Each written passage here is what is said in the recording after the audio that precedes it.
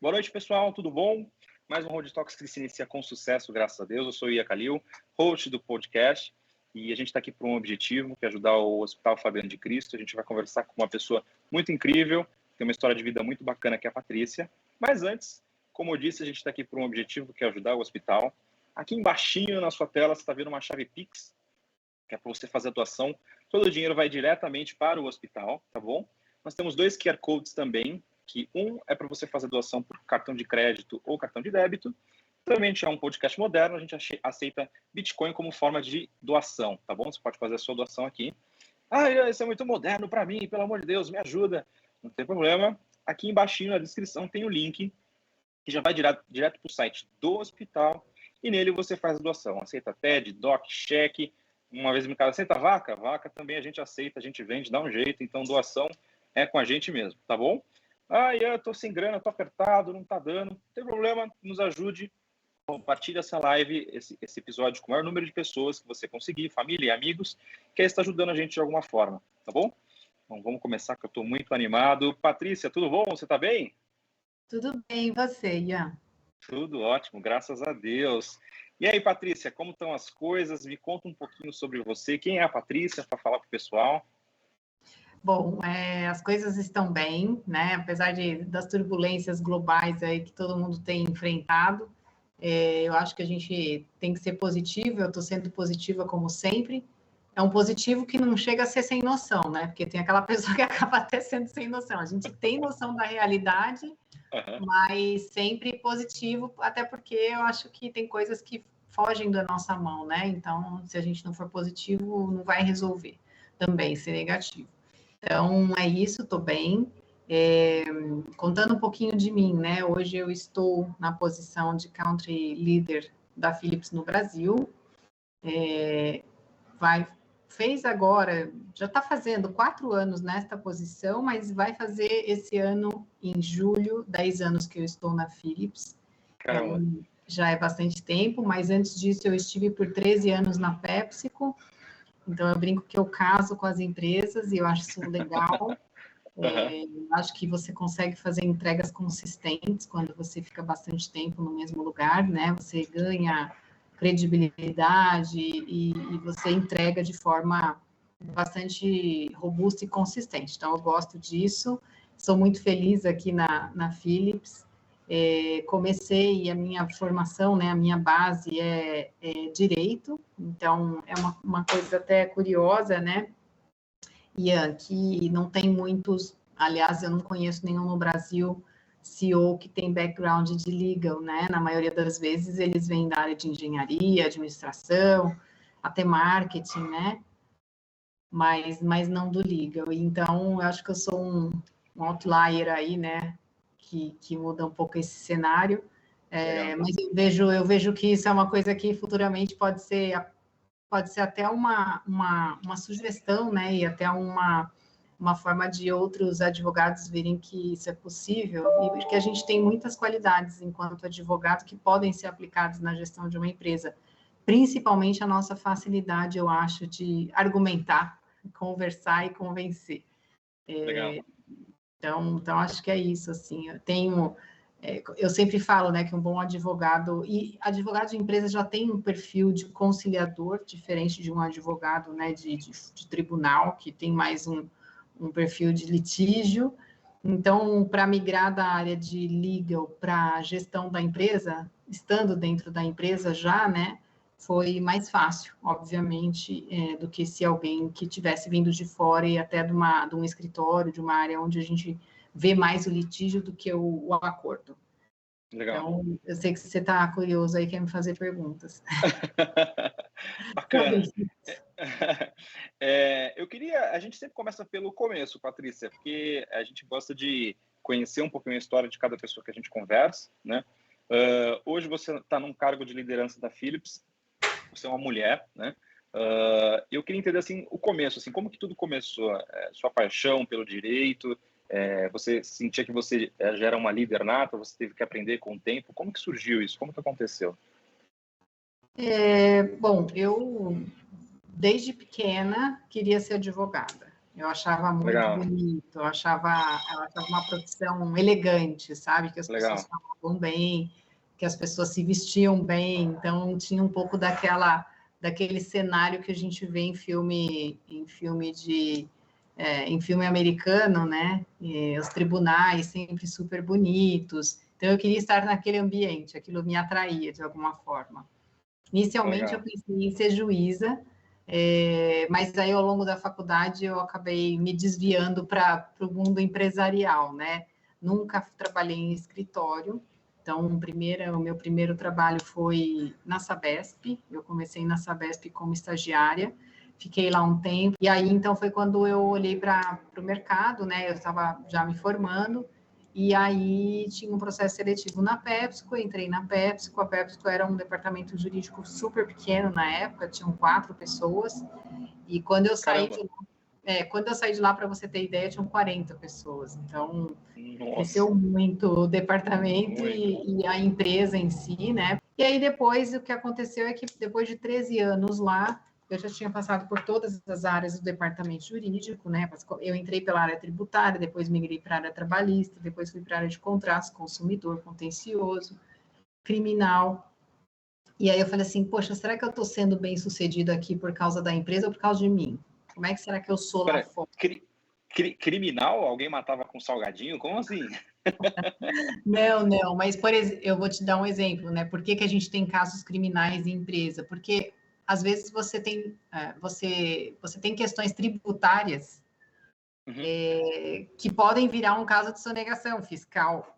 Por quê? Ah, Se entendi. você não paga um imposto de acordo com aquela lei, você sabe primeiro que o nosso arcabouço fiscal é complicado demais, né? Então ninguém deixa Demais. de pagar o imposto porque não quer pagar ou porque quer fazer uma sonegação. Exato. Então, esse é o primeiro ponto para ficar claro: ninguém deixou de pagar imposto propositalmente. Só que são tantas leis, né, municipais, estaduais e federais, que você precisa ter um departamento inteiro fazendo conta de como se paga aquele imposto. E É. diariamente saem novas regulamentações, novas legislações, e às vezes você sim deixa escapar um É. recolhimento, né? Recolhe, às vezes não é o valor errado, mas é a forma que você recolheu. Então, é a questão administrativa. E isso, quando você fala, então não recolheu o imposto, consequentemente gera um processo criminal de Ah, sonegação. entendi. Então, ele Entendi, é entendi. iniciado. Aí, quando você paga o imposto, você resolve aquela causa tributária, isso anula, vai, de certa forma, a causa penal também. Mas, enfim, Entendi. existem Entendi. essas questões. Aham. Esse é um ponto. E também, assim, tinha uma frota muito grande lá, era a maior frota de carros era própria da PepsiCo. Era muito Caraca. grande. Eu não sei se ainda tá? Se mudou isso, mas na época era muito grande. E tem acidente de carro, né? Então, assim, Entendi. toda empresa ativa vai ter processo e toda empresa ativa pode ter um processo criminal. Então, tem várias coisas aí que podem, né, acontecer ao longo da existência de uma empresa. Então, esses são alguns Uhum. exemplos. Aí era pequena, tá? A área, mas enfim, para Tá você ver que crescendo. tem várias coisas que acontecem e impactam a empresa.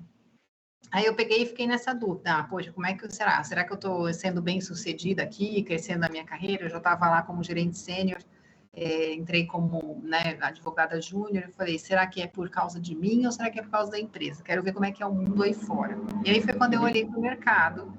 E aí eu vi a Philips. Tinha uma vaga publicada, foi no LinkedIn, inclusive, que eu vi a vaga. Caramba. E aí eu falei assim, poxa, eu gostaria de ir para uma empresa que fosse uma empresa que eu não precisasse apresentação, que dispensasse apresentações, sabe? Porque eu acho chato, às vezes, você falar para uma pessoa assim, você trabalha onde? Eu trabalho na empresa X, que faz isso, isso, isso. Porque a Aham. pessoa não consegue identificar de cara, né? Então, a minha única condição era essa. Eu tenho que ir para um lugar que eu fale o nome da empresa e todo mundo já sabe o que é. Empresa grande. É. Conhecida. Tá. Apesar de que, hoje em dia, você fala Philips e as pessoas pensam que ainda vende TV, vende lâmpada. Então, eu ainda tenho que explicar que não é isso. É outra Aham. coisa. Mas Aham. depois eu conto essa parte para você. Aí eu peguei e achei essa posição na Philips, apliquei, passei pelo processo e consegui entrar na Philips. Era uma movimentação lateral, não era uma promoção, mas eu arrisquei. Confesso que não sei se você já mudou de emprego, se você já ficou muito tempo em uma empresa e depois foi para outra. O começo é desesperador, não é? É desesperador, exatamente. Ai, graças a Deus, não é só comigo. Eu falei assim, meu Deus, o que eu fiz? Será que eu consigo voltar atrás? Né? Você até pensa assim. E aí eu falei assim, nossa, e agora, né? E aí era tudo diferente, assim, a cultura da empresa bem diferente, né? Uma empresa holandesa, estava uma empresa americana, apesar de ainda ter uma cultura muito de empresa familiar, porque ainda estava vendo essa integração com os Estados Unidos para a divisão de snacks, né? Era mais forte para a divisão de bebidas já. Mas aí quando eu entrei na Philips foi esse susto, né? Tudo era muito assim, você podia falar com qualquer pessoa da Holanda a qualquer momento, né? Então isso para mim foi uma coisa que eu falei assim, nossa, você não tem muito esse negócio de hierarquia dentro da Philips, a gente tem acesso a todo mundo, né? Então isso é muito legal. Se eu quiser mandar um e-mail para o CEO global, eu posso. Se eu quiser chamar ele no Teams, eu posso. Isso para mim foi muito diferente, assim, sabe? Quebrar um pouco esses pilares, né? Essas barreiras que tinha muito mais formal naquela época, ainda tinha muito mais formal dentro da PepsiCo. Então, por um lado, isso é bom, né? Num primeiro momento, mas também te dá muita insegurança, porque tanto você pode acessar a pessoa, como a pessoa pode te acessar. Então, você fala, nossa, essa pessoa está me ligando, né? E aí você já fala, nem vou atender. Legal. Então, isso foi bastante chocante para mim, assim, mas aos poucos foi me mostrando que aquilo era muito positivo. Eu sei que demorou, assim, digamos, eu acho que 1 ano para eu estar de verdade, vestir a camisa e falar, fiz a decisão certa, tomei a decisão certa. E hoje eu digo assim, nossa, o que eu tive de oportunidades dentro da Philips, né, na minha carreira, essa mesmo que eu tenho hoje, né? Porque aí o que aconteceu? Eu entrei na Philips e eu tinha um plano, meu chefe na época, que era o líder do jurídico e do compliance do Brasil, ele falou, em 2 anos eu vou para a posição Latam e você fica com o Brasil. Falei, legal, só que aí em 1 ano ele saiu, mudaram os planos, ele saiu da empresa e eu assumi em 1 ano. E daí, depois de mais 2 anos, a minha chefe, que era líder da América Latina para Legal e Compliance, também mudou de posição, e aí eu assumi a posição de Latam. Então, em 3 anos, eu era líder de Legal e Compliance Latam na Philips. Que foi um crescimento, assim, muito rápido. E depois de mais 2 anos, de 3 anos, aliás, na posição de Legal e Compliance Latam, aí veio a oportunidade, o convite, na verdade, eu recebi um convite, não participei de um processo, assim, não me inscrevi para participar de um processo, mas naquele momento, o nosso líder na América Latina, né, que era o líder de negócio, que era um chileno, ele queria trazer uma pessoa que tivesse uma visão mais neutra dos negócios, mais neutra, assim, porque a gente ainda tinha 2 grandes divisões, né? A parte de consumo e a parte de saúde. Ele queria trazer uma pessoa que conseguisse ter uma visão mais holística e consolidar esses 2 pilares, né? E não gerar ciúmes aí nem de um lado nem de outro, porque se você coloca uma pessoa de saúde, a outro se preteriza e assim por diante, né? Então, eu tinha um bom relacionamento dentro da empresa, tanto com os meus pares, com as pessoas abaixo, com as pessoas acima, e eu acho que essa foi a fortaleza aí que me levou a ser a candidata para esse posto. Então, na hora que isso me foi oferecido, obviamente, eu, de novo, né, levei um susto, fui pensar, fui para casa conversar com todo mundo, e aí é uma coisa que entra, né, a diferença da mulher e do homem, né? Os homens, eles pegam e tá tudo bem, nem sabe o que vai fazer, já tá pegando a oportunidade. As mulheres não, elas querem pensar, querem conversar com o gato, papagaio, com o marido. Então eu fiz dessa forma. Aí eu fui para casa, fui conversar, quando surgiu a oportunidade, e acabei aceitando. E estou aqui. Caramba, que história bacana. E o que um Country Manager faz? Explica um pouquinho para a galera que está nos ouvindo. Bom, eu tenho responsabilidade pela liderança do país, né? Isso inclui todas as funções, né? Então, hoje eu tenho um management team que inclui as posições comerciais, então as lideranças dos negócios comerciais, né? E a gente tem hoje uma divisão do que a gente chama de SRC, que é Sleep and Respiratory Care. A gente tem uma outra que é de Enterprise Informatics, que é onde tem todos os nossos softwares e alguns produtos que tem hardware também. Depois a gente tem Health System, que é onde tem todos os equipamentos grandes, ressonância, tomografias, Caramba. e tem alguns menores, como ultrassom e monitores. E depois ainda tem uma parte menor, que representa uns 20% do nosso negócio, que é a parte de consumo, que hoje a gente ainda tem as mamadeiras Avent, Philips Avent. Nós temos os shavers, né, os depiladores, barbeadores, e nós temos as escovas de dente Sonicare. Então, eu tenho essas áreas de negócio dentro do meu management team, e as áreas funcionais, que fica a área do legal, a área de RH, a área de finanças e a área de supply. Além disso, tem os 2 líderes das fábricas, porque nós temos 2 fábricas no Brasil. Tem uma fábrica em Varginha, que faz a nossa produção, que faz alguns produtos, né, de saúde, então, desses grandes que eu mencionei. E a gente tem uma fábrica que tem 1.000 funcionários desenvolvendo software em Blumenau. Caramba! Que a gente tem o nosso software no mercado, que o Brasil é o maior mercado para esse software, que é um software de gestão hospitalar e de prontuário eletrônico. Nós temos 1.500 clientes no Brasil usando esse software para fazer a gestão do hospital e o prontuário eletrônico. E isso, estou falando de 1.500 clientes no Brasil, o produto chama Tazi. Então, assim, é bem divertido. E aí, o que faz um country manager, né? Voltando para a sua pergunta, eu acho que eu preciso conseguir harmonizar esses negócios, né? E manter internamente as equipes engajadas em todos os níveis, e levar a nossa mensagem para fora, para o mercado, tá na frente do cliente, tá na frente, tem uma agenda forte de relações institucionais, né? Então, eu represento a empresa nas associações que nós estamos, né? Então, por exemplo, a ABMED, sou vice-presidente da ABMED, que é para cuidar de uma agenda pensando no setor, né? Então, por exemplo, agora estamos falando de reforma tributária, como é que isso vai impactar o nosso setor? Então, tem essa agenda tocada aí por mim, junto com os executivos das outras empresas da área da saúde também.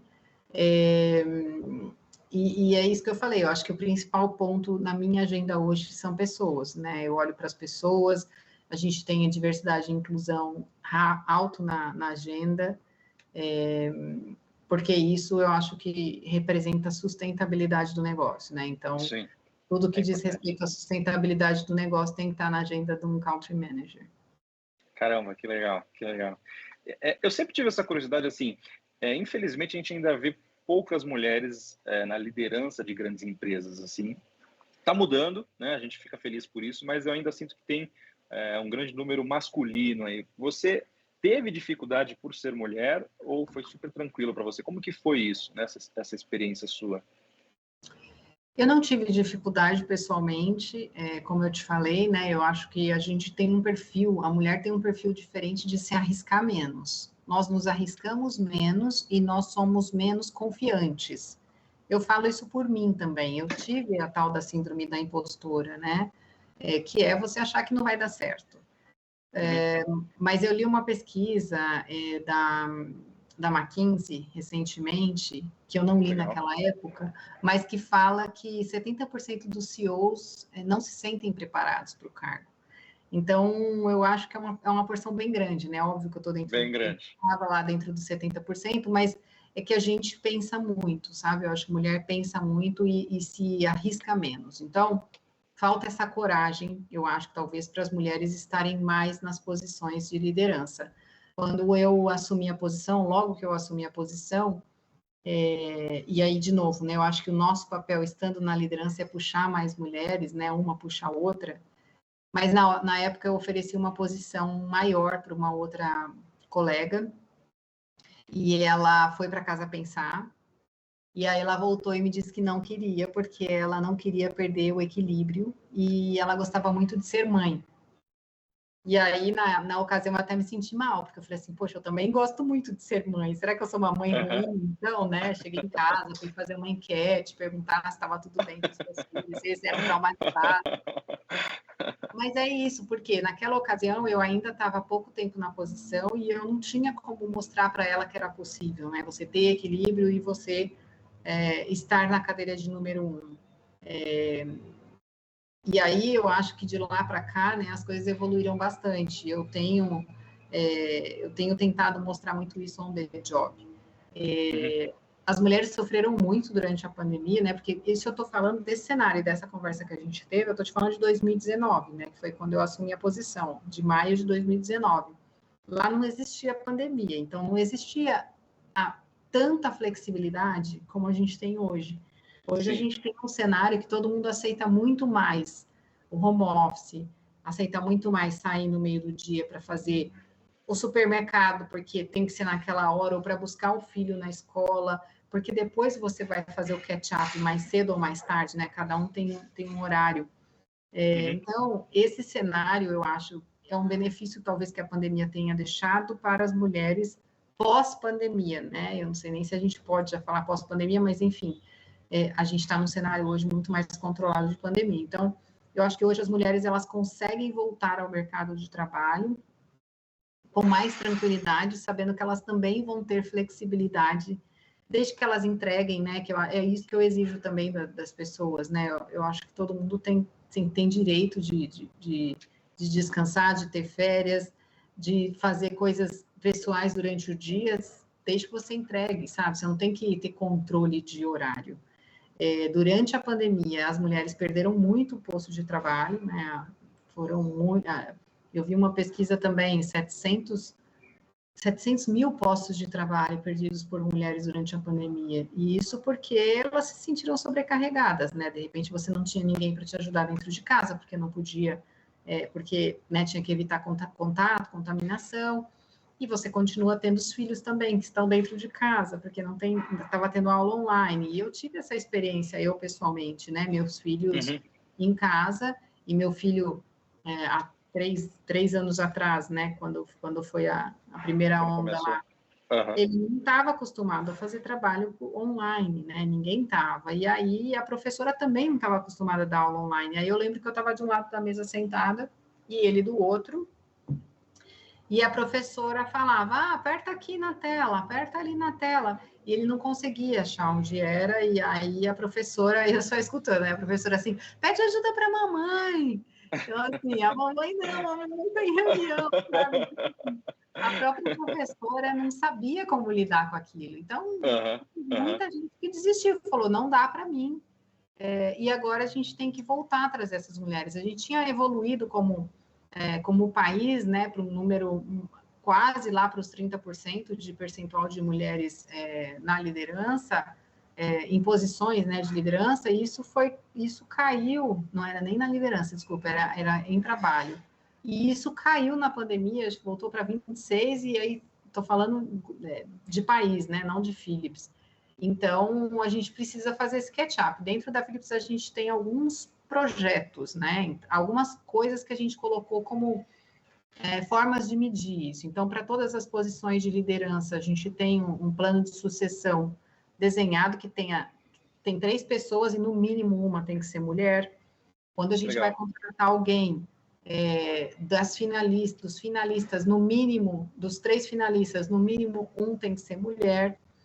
E a Philips tem uma meta global de 30% de mulheres na liderança até 2025. Pode parecer pouco, só falando na liderança, né, e não na empresa, mas é uma meta atingível e eu acho que ela não vai acabar aí, né? A gente sempre vai ter que continuar aumentando essa meta até a gente ter um equilíbrio, né? Porque se a gente sempre menciono isso, a gente anda na rua e vê uma população, né?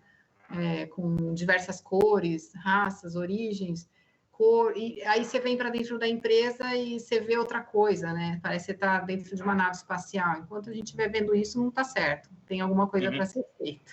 Uhum. E aproveitando esse gancho, como que você lida, assim, sua vida pessoal e profissional?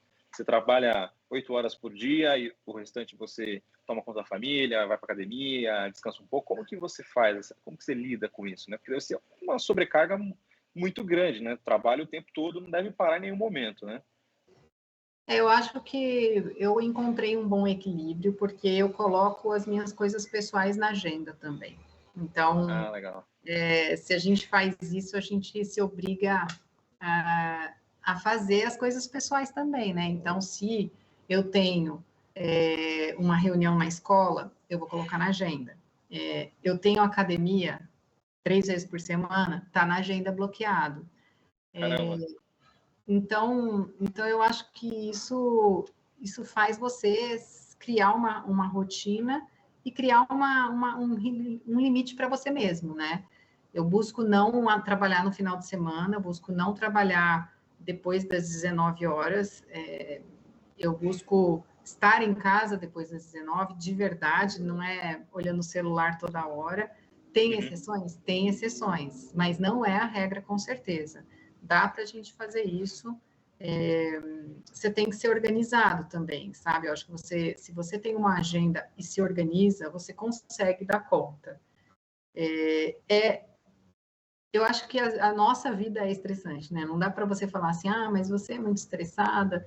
Eu lembro que uma vez alguém me perguntou isso, eu falei assim, olha, meu nível de estresse, já desde que eu sou advogada, não é baixo, né? Então, assim, não dá, né? Você vai no médico, às vezes você tem alguma coisa, o médico fala, então, a primeira coisa que você tem que fazer é diminuir o estresse. Segundo, você vai tomar esse remédio, você vai direto no remédio, né? Mas eu acho que eu consigo fazer isso. E aí você vai criando algumas coisas para você colocar um pouco de prazer também, né, no seu dia a dia. Então, almoçar com amigos, né, durante a jornada de trabalho, tomar um café, né, fazer uma pausa, tomar um café. Quando eu estou no escritório, eu gosto muito de me conectar com as pessoas. Então, as pessoas passam, eu pergunto como que você está, e aí a gente vai tomar um café. É, são coisas assim, são detalhes, né, durante o dia que vai fazendo você ir colocando mais energia para seguir a jornada, né? Boa. Patrícia, lidar com pessoas, assim, não deve ser um trabalho fácil. A gente sabe que não é um trabalho fácil, ainda mais no cargo que você atua. Como que você faz, assim, são muitas pessoas, eu acredito, né? Qual que é o seu diferencial, assim, que você fala assim, putz, isso aqui foi uma boa sacada para a gente conseguir lidar com essa quantidade de pessoas? O que você fez que você sentiu isso, assim?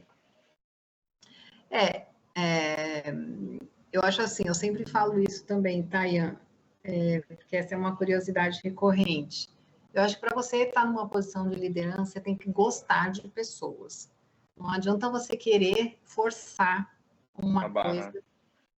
Porque você quer só uma coisa e não quer a outra, né? Tem o ônus e o bônus. Não que as pessoas sejam o ônus, não é isso, mas dá trabalho você lidar com pessoas, né? Você tem que querer, você tem que gostar de estar perto das pessoas, você tem que gostar de desenvolver pessoas. Então, eu acho que que esse é o primeiro passo, né? Se você não consegue, se você acha que você não gosta, se gosta mais de um trabalho individual, não pense em seguir, né, uma carreira de liderança, porque vai para o lado técnico, né? Porque a gente tem aquela questão do Y, né?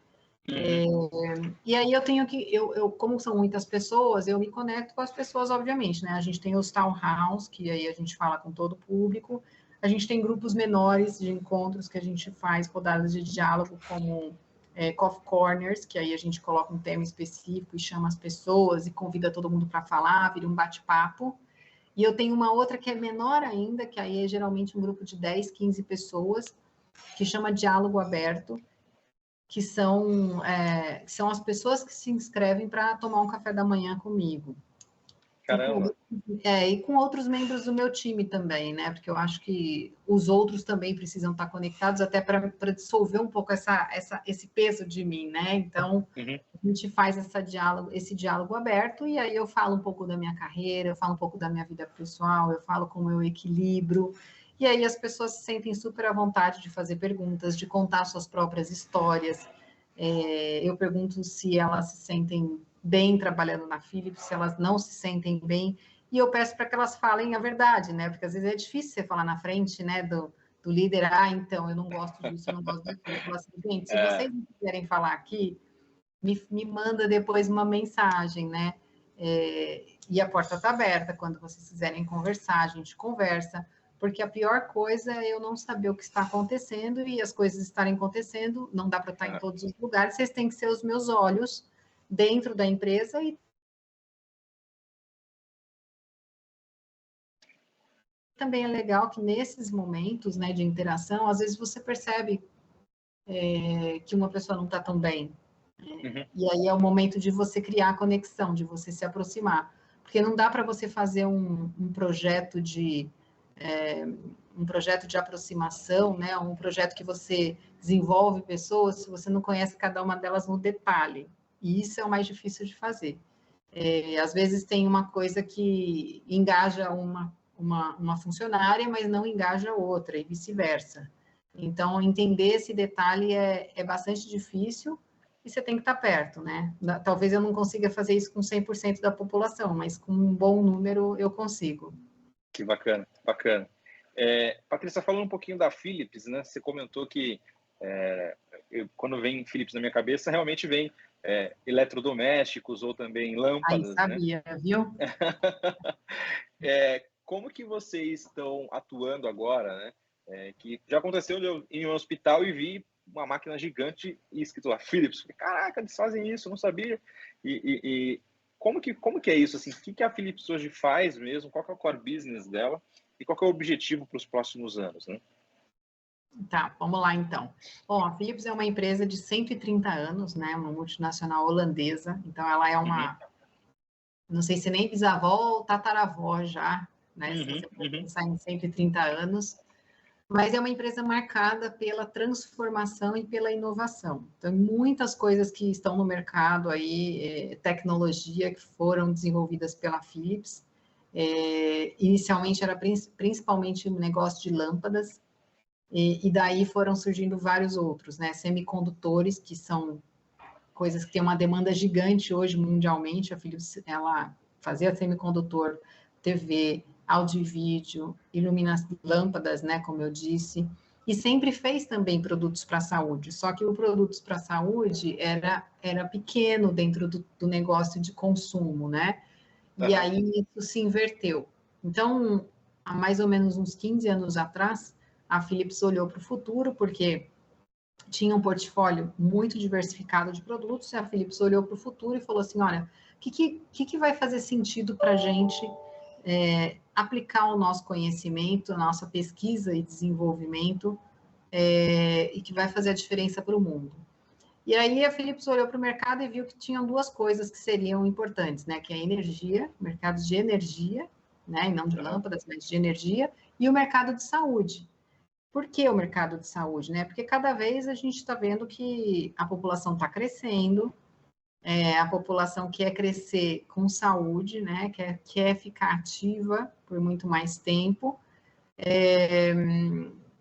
e está envelhecendo, portanto, tem mais doenças, né? As doenças não transmissíveis.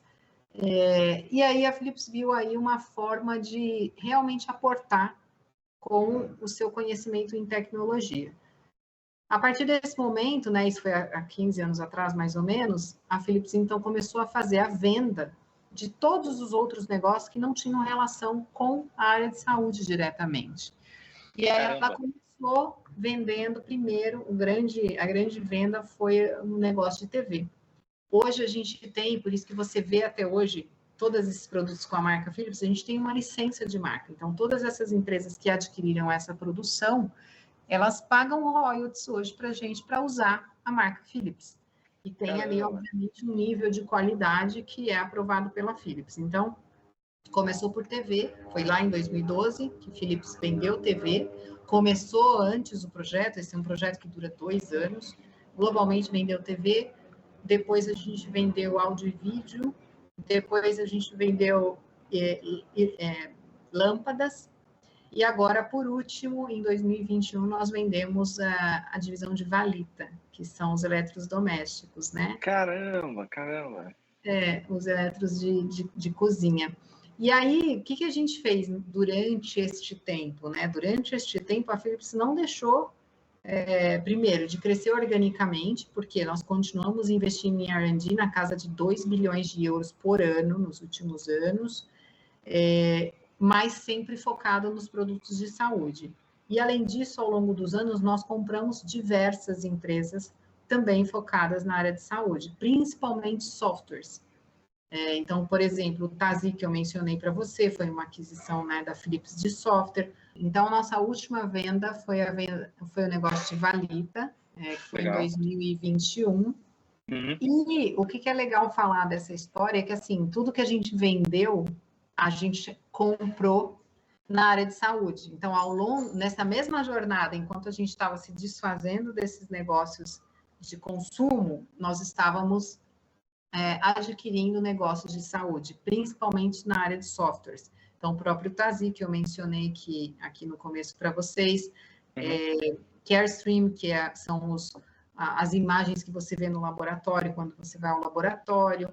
Tem uma série de outros produtos que nem chegaram no Brasil, né, mas foram aquisições globais. Em 2020, foram 12 aquisições só nos Estados Unidos, para você ter ideia. Então, assim, a empresa investiu bastante inorganicamente e organicamente para ser uma empresa que hoje tem 60% do seu portfólio de saúde líder do mercado mundial. Caramba! E hoje o que a gente tem também, que é muito bacana de falar, é que a gente consegue estar presente em toda a jornada do paciente com produtos Philips, né? E se a gente pensar desde a hora que nasce, com a nossa linha de produtos ainda, né? Que a gente pode dizer que é saúde, estou falando de Avent, aí das Baby Waters. Aí depois você tem toda a parte de prevenção, depois diagnóstico, tratamento e até produtos para home care, quando a pessoa, enfim, precisa ser tratada em casa. E tudo isso em cima de uma grande, ou de várias grandes plataformas que conseguem fazer a integração de dados para uso de inteligência artificial, gestão de informação de pacientes, melhoria de fluxos. A gente está está no coração do hospital aí dos tratamentos. Caramba, caramba. Que loucura. E assim, por que chegou nessa conclusão? Porque todo mundo conhece a Philips Valita, pelo menos, é um sucesso, ao meu entendimento total, né? Aonde vocês viram assim que falassem, poxa, não vale a pena mais trabalhar por essas áreas e sim focar na parte de saúde? Como que vocês chegaram a essa conclusão? Então, Ian, é assim, de verdade, todos esses produtos que eles são super bem sucedidos hoje, né? Nas suas próprias empresas. São muito bons. Muito bons, super bem sucedidos, são líderes de mercado também, né? Eu tenho, por isso que eu falo tranquilamente, entendeu? Você, sua mãe, sua avó, todo mundo Isso, tem todo aquele mundo. produto que dura um tempão, né? Mas assim, a Philips, ela precisava, quem tem muito foco, não tem foco nenhum. E nós queríamos focar em algum negócio que a gente pudesse direcionar todo o nosso R&D. Porque se eu tenho um monto ali para gastar, né, em pesquisa e desenvolvimento, eu posso fazer pequenos investimentos em vários negócios, ou eu posso fazer um grande investimento num único negócio. Então, foi nisso que a Philips focou. Falou, poxa, então eu vou olhar para o mercado no futuro, o consumo vai continuar existindo, mas saúde é algo que está exponencial. E que onde eu acho que eu posso aportar mais conhecimento. Porque tem muita gente no mercado fazendo as outras coisas, né? E fazendo coisas boas. Também, e no mercado de saúde, nós vimos que nós podíamos, de verdade, se focar a nossa pesquisa e desenvolvimento, fazer a diferença para a população. Fazer produtos que realmente gerem acesso, diminuir desigualdade, contribuir de uma forma sustentável para o mundo. Então, foi onde a gente escolheu focar a energia. Bacana, bacana. Galera, não esquece que a gente está aqui por um objetivo, que é ajudar o Hospital Fabiano de Cristo, que é um hospital que ajuda pessoas carentes com câncer, né? Então, aqui embaixinho tem a sua chave Pix, faça a sua doação, seja qualquer valor. Temos também 2 QR Codes aqui, para você fazer doação com cartão de crédito, débito, ou até criptomoedas, né, no caso do Bitcoin. E na descrição do vídeo tem o link, que também vai te direcionar para o site do hospital e dar todas as informações para você fazer a sua doação, tá bom? A Patrícia parou o tempo dela, que deve ser mega corrido, para bater esse super papo aqui com a gente. Então, nos ajude a ajudar o hospital, tá? Patrícia, como que você encara essa onda de demissões que está acontecendo fortemente em grandes empresas, assim, techs em geral, empresas multinacionais em geral? Está para vir uma crise já está acontecendo? Como que você encara isso? E vai acontecer mais demissões ou não? Olha, Ian, o mercado está bem complicado, né, atualmente. Se a gente olhar inflação, né, globalmente a inflação, acho que pegou todo mundo. A gente está vivendo uma crise, né, não dá para dizer que não está.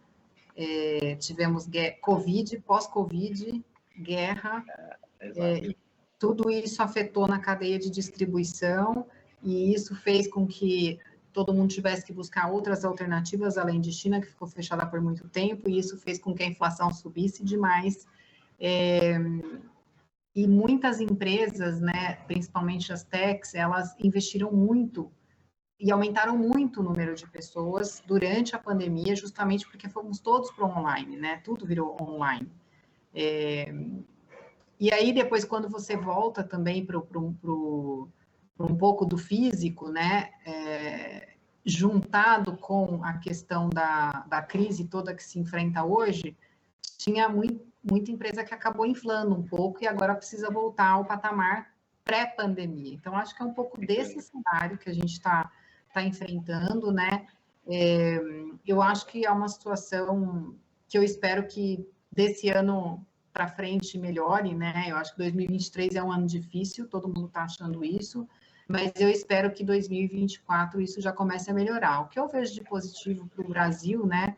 Eu acho que a gente tem uma grande oportunidade, né, como país, porque a gente pode voltar para o cenário da indústria, para o cenário da produção de tecnologia, porque se viu que não é bom também concentrar tudo, né, na China ou em um único lugar. Então, acho que a gente começa a receber novamente olhares de potenciais investidores para o Brasil. Acho que como país, eu acho que isso favorece, né? A gente tem que aproveitar o momento do Brasil. Acho que nas crises nascem muitas oportunidades. E, sim, como sempre eu te disse, eu comecei dizendo que eu sou positiva, né? Se a gente passar essa reforma tributária também, de novo, é mais um item lá do nosso business case que fecha quando a gente vai vender o Brasil para fora. E a gente tem gente com muita qualidade aqui, muita competência técnica do Brasil, né? A gente tem, sim, um grande mercado aí a gente precisa, sim, apoiar, e a gente tem feito parcerias com o governo justamente para ajudar no desenvolvimento da nossa mão de obra, né? Por exemplo, aulas de tecnologia, parcerias para faculdades, escolas de tecnologia. Mas, como eu disse para você, inclusive o TASI, né? O TASI é um produto nacional, e a gente tem 1.000 pessoas desenvolvendo software, então é um produto que é o único IEMAR da Philips globalmente, e a gente está exportando essa tecnologia. Então, a gente tem gente competente na tecnologia, a gente tem potencial para o Brasil dentro dessa crise. Então, vamos olhar para o positivo, para o copo cheio. Isso aí, boa, boa. Se recuperar de um dia ruim, assim, qual que é a estratégia que você usa? Porque eu imagino assim que deve ser bem maçante ter que lidar com essa quantidade de pessoas, deve ter problema a todo tempo, a toda hora. Como que você faz, Patrícia? Compartilha um pouquinho com a gente. Olha, eu gosto, meu hobby é cozinhar, não que eu cozinhe todos os dias, mas é uma coisa que me acalma e faz eu sair um pouco da problemática do dia a dia. Então, eu gosto de ter esse momento, tomo um vinho aqui em casa com meu marido, fico com os meus filhos, escuto o dia a dia deles, nada melhor do que ouvir dia a dia dos filhos, né? Para a gente esquecer um pouco do nosso. Então, essa é uma forma, e outra forma é a academia, me ajuda muito a controlar o meu estresse. Então, 3 vezes por semana eu estou lá religiosamente. E aí, quando acaba a academia, eu falo assim, nossa, agora vai começar o dia é fácil, a academia que é difícil, né? Mas é o contrário. Então, eu acho que é isso, assim, cozinhar, estar com a família e ouvir o problema deles, deixar um pouco de lado. Boa, boa. E para a galera que está nos escutando, que é mais jovem, assim, que está iniciando sua carreira profissional, que dicas você daria, assim? Porque você começou ali do zero e hoje está num cargo de alta liderança, assim. Quais são as dicas que você daria para essa galera que está nos ouvindo? Eu acho que a principal qualidade de um profissional, de alguém que quer crescer, de alguém que quer ser bem-sucedido, é a curiosidade. Curiosidade. Você tem que ser curioso, você tem que querer saber o que está acontecendo à sua volta, não ficar centrado só naquilo que você está fazendo ou naquilo que você foi contratado para fazer. Não estou falando de uma técnica específica, né? Então você tem que ser bom nisso ou naquilo. Não, tudo isso a gente é capaz de desenvolver se a gente tiver curiosidade. E hoje tem muito, muito acesso. É um acesso que eu não tinha. Você é bem mais jovem do que eu, mas eu não tinha esse acesso na minha época. Se eu quisesse fazer uma pesquisa, eu tinha que ir na biblioteca, achar um livro, procurar uma palavra-chave para tentar. Nossa, gente, era uma coisa surreal. Hoje a gente tem tanto acesso, as coisas estão tão fáceis, só precisa ter curiosidade e vontade de ir atrás. Então, eu acho que se você é uma pessoa curiosa, você naturalmente vai se sobressair, porque você vai conseguir ter conteúdo que outras pessoas não têm e que vai te ajudar no seu dia a dia. Então, para mim, essa é a principal dica, assim, que fica, né? Tem tanta coisa de graça, você não precisa nem gastar dinheiro, tem tanto curso de graça na internet que você faz, que, de novo, né, você ter curiosidade e vontade. Isso aí, isso aí. Uma palavra que te define. Difícil essa, hein? Eu acho que resiliência. Resiliência é uma boa palavra. A gente passa na vida, né, por bons e por mal, e por chefes bons, por chefes ruins. E eu acho que isso te traz muito aprendizado para os dois lados, né? O que você quer ser, puxa, eu admiro aquele chefe, eu quero ser igual a ele, e aquilo que você não quer ser, né? Eu acho que a gente, na minha fase de crescimento profissional, muitas coisas que hoje não seriam aceitas eram aceitas, né? A gente achava que a gente tinha que aceitar muita coisa, que hoje a gente não aceita, essa geração nova não aceita, e tá certo de não aceitar. Mas eu acho que a gente passou por isso e isso fez a gente ficar resiliente. Então, assim, hoje a geração nova tem benefícios de não ter que passar por coisas desagradáveis que nós, mais velhos, passamos. Por outro lado, precisa exercitar a resiliência, né? Não pode desistir por qualquer coisa. Então essa é uma outra dica, né? Seja resiliente também, não desista por qualquer coisa. A vida não é tão fácil mesmo. E uma curiosidade, assim, de todas as pessoas que a gente entrevistou, acho que a maior parte delas que estão em grandes lideranças, desde atletas, CEOs, CFOs, a maioria deu essa palavra, você acredita? Então, é uma coisa assim que, para vocês alcançar o sucesso, tem que ter, não adianta, né? Tem que seguir essa linha. Então, achei bem positivo, assim. Depois a gente vai dar uma olhada quantas pessoas certinho falaram, mas é uma palavra bem requisitada, assim, e bem importante. A gente está encerrando, Patrícia, mas eu sempre gosto de terminar com uma pergunta, que assim, se você encontrasse a Patrícia lá no começo, que estava se inscrevendo para a Sabesp, entrando, o que você falaria para você mesmo, assim, o que você contaria, não sei, o que você falaria? Ai, que pergunta difícil, estou pensando. Difícil aqui. Também. Eu até hoje, quando eu olho para trás, eu falo assim, nossa, eu acho que era uma pessoa muito sem noção, assim. Eu aprendi muito, de verdade, mas é isso, né? Eu fui muito curiosa sempre, eu não sabia muita coisa, ou não sabia quase nada, mas eu não tinha vergonha de perguntar, né? Talvez essa seja uma outra palavra, né? Não seja tímido de perguntar, porque eu acho que se você se expõe, é para o bem e para o mal, né? Também. Você se expõe e você pode tomar mais bordoada, mas se você se expõe, você também aprende mais. E você também desperta o interesse nas pessoas que estão à sua volta para falar: olha, essa pessoa tem interesse, essa pessoa é curiosa. Então, eu acho que eu falaria para mim assim: não tenha medo de se expor, não tenha medo de fazer perguntas que podem parecer inoportunas, né? Ou bobas. Essa seria a dica para mim. Yes. Boa, ótima dica, ótima dica. Galera, estamos chegando ao final. Não esquece que a gente está aqui por um objetivo, que é ajudar o Hospital Fabiano de Cristo, que é um hospital que ajuda pessoas carentes com câncer. Então, vamos fazer sua doação, não importa o valor. Está sem grana? Compartilha essa live com mais pessoas, compartilha esse episódio com família, amigos. Se você está assistindo depois, não tem problema, as doações continuam no ar, continuam funcionando, não importa, pode fazer a doação. Patrícia, muito obrigado pelo seu tempo, obrigado de coração. Cara, que história bacana, parabéns pela sua história. Fiquei bem assim, entusiasmado, assim, empenhado, assim, em um dia, sei lá, chegar aí num caminho como o seu, assim, parabéns mesmo. Obrigada, e adorei nossa conversa e espero que vocês consigam bastante doações aí. Yes. Que é uma causa nobre. Yes, obrigado. Também agradecimentos especiais aí à Aninha, que está no nosso back aqui, nos ajudando na parte de gravação, tá bom? Então, muito obrigado a todos, um forte abraço e até mais. Falou, fiquem com Deus. Tchau. Até mais, tchau. Aí.